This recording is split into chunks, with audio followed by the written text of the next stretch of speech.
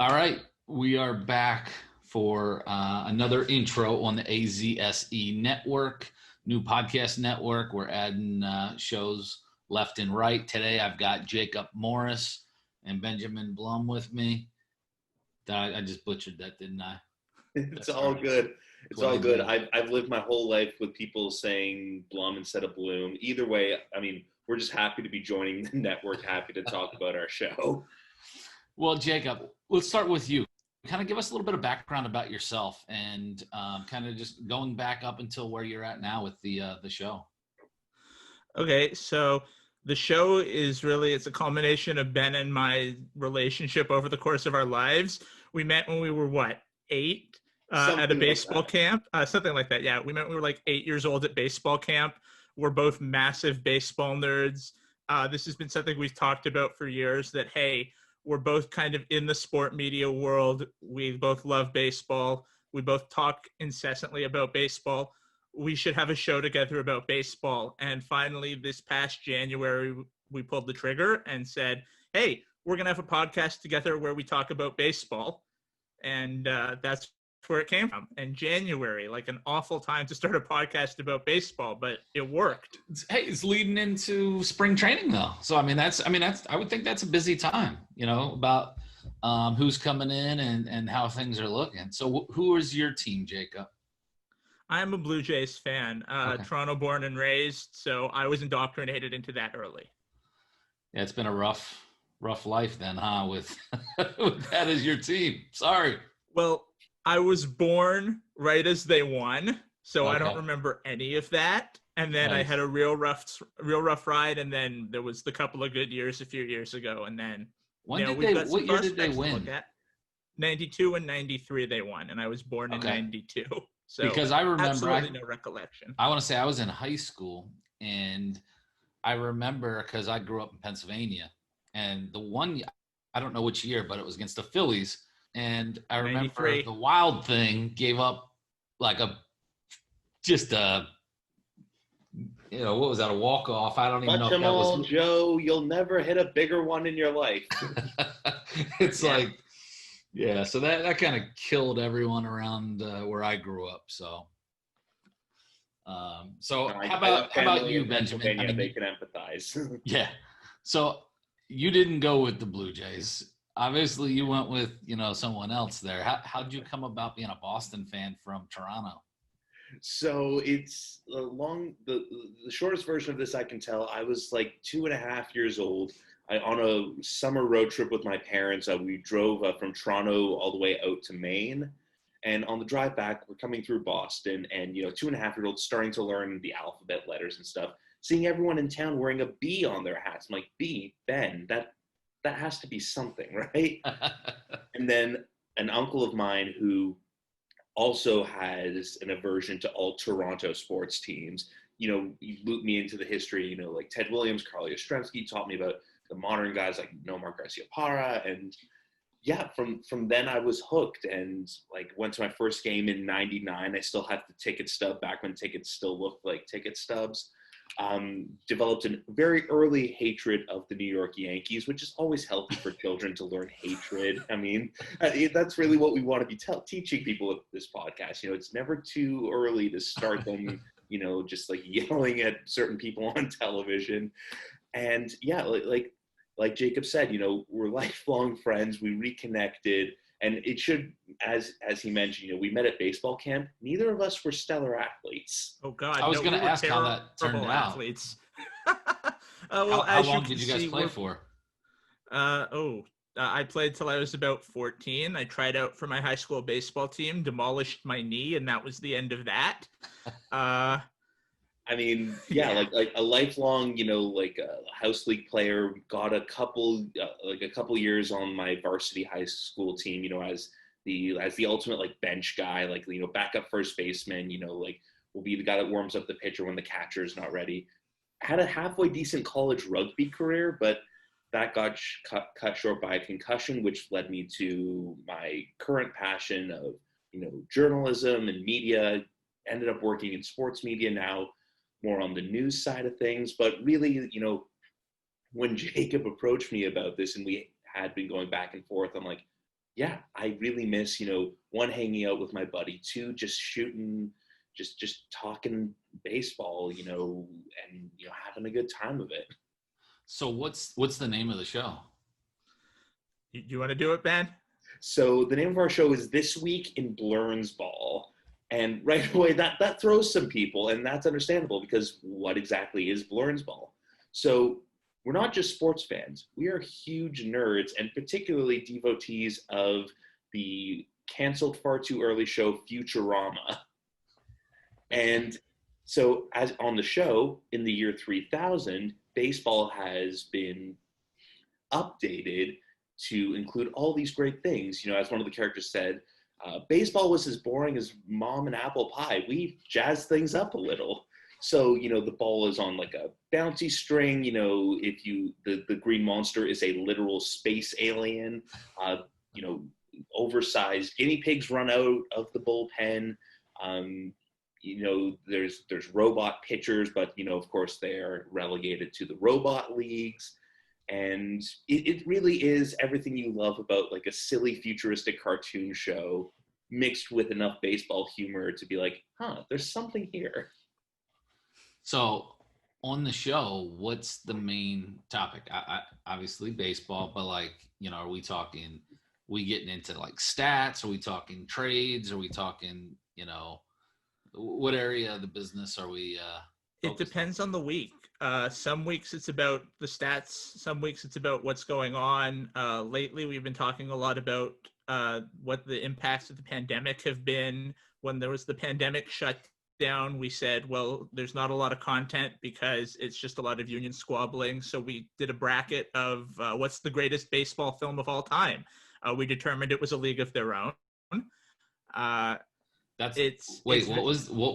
was that now?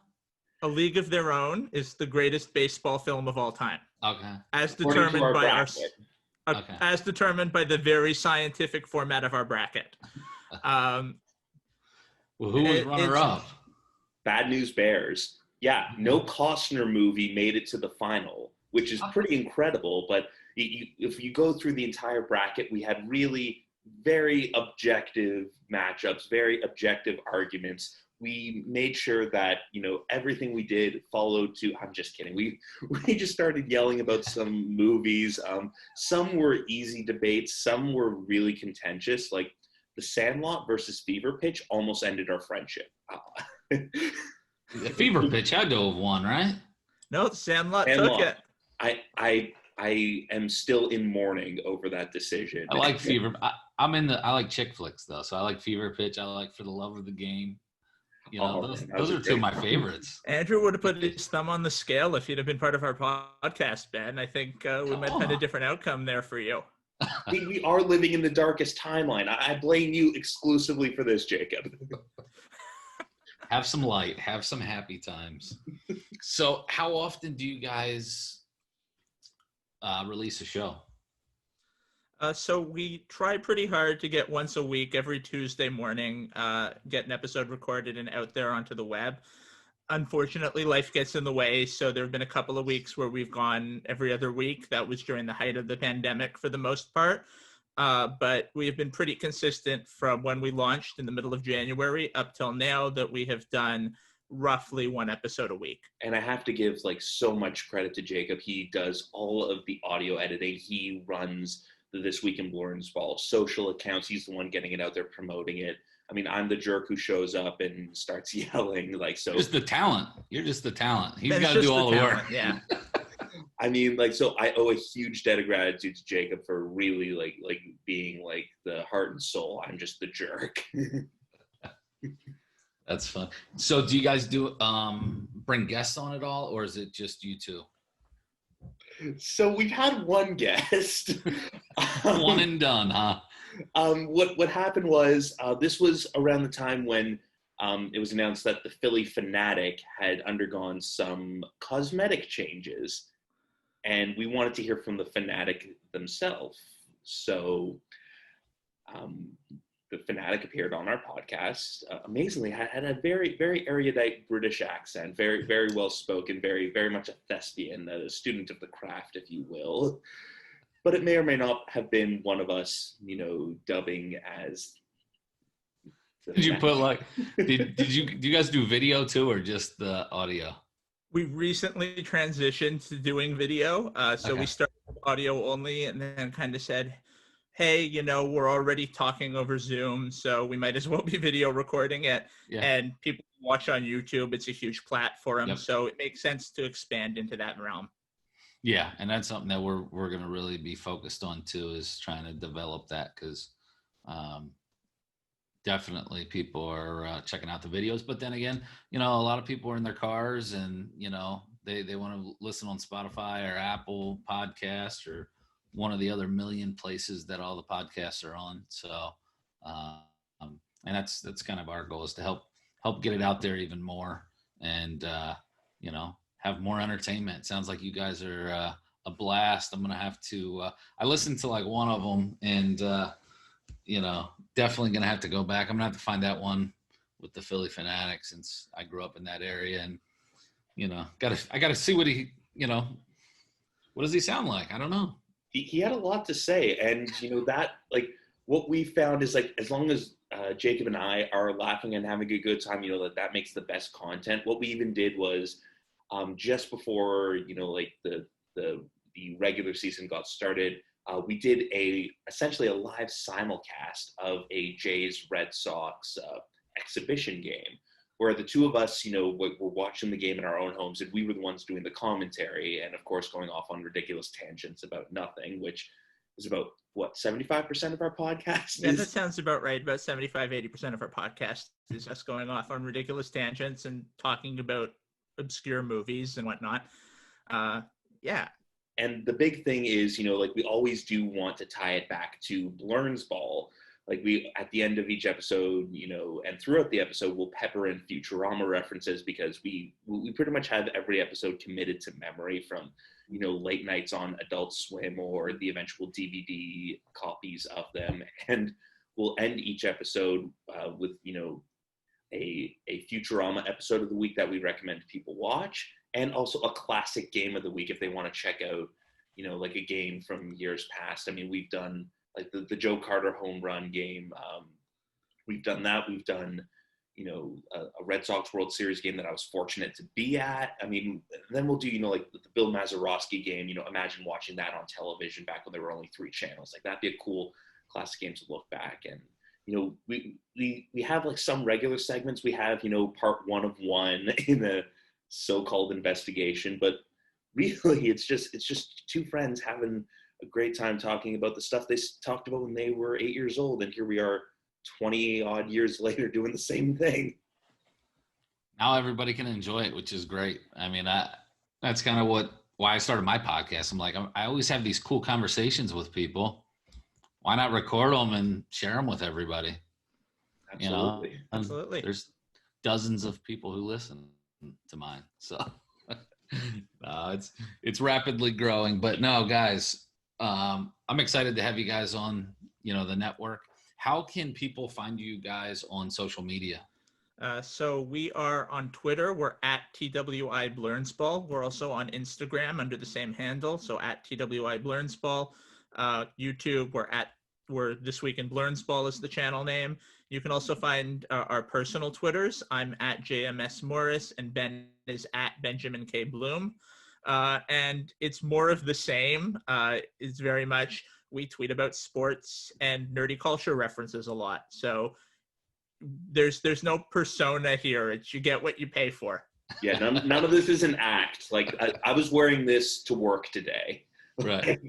Like, this is just how I operate. I mean, could I do with a couple more Red Sox wins? No, maybe. I'll tell you what, I went to the World Series in 2013. Wait, in St. Louis. I was there too.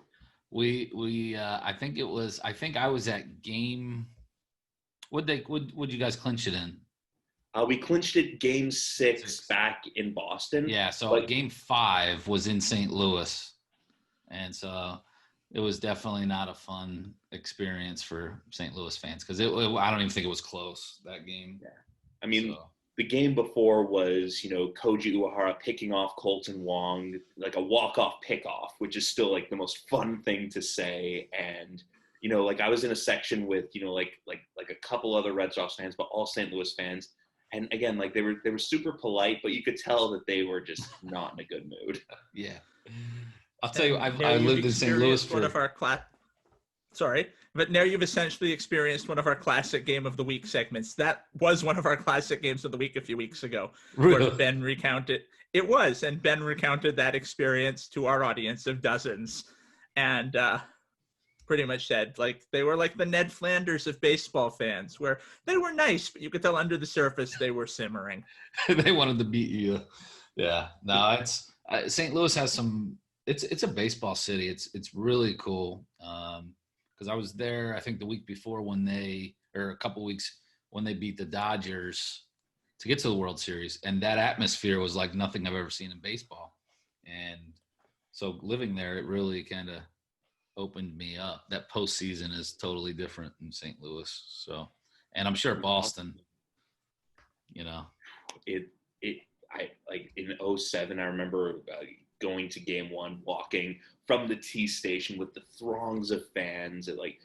It's the closest I've felt to, having Ray Liotta walk out of a cornfield as a ghost. Like that's about as close as I felt walking up to Fenway for a World Series game. And yeah, that's weird. Like the Fenway Park. I mean, I was there for the first time last year.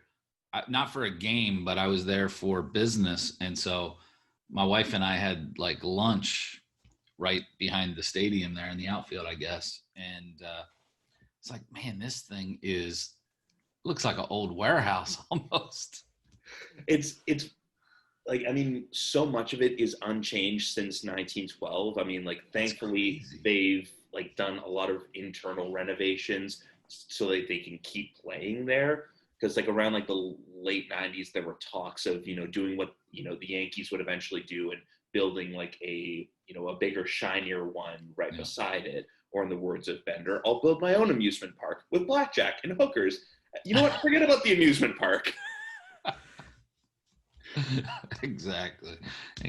Well, guys, look, excited to have you. I'm going to go check out some more of these episodes when I jump in the car here to go pick up my dinner. I want to hear about some of these other games that you guys highlight. So keep in touch and we'll keep plugging you out there. Awesome. Thank you so much.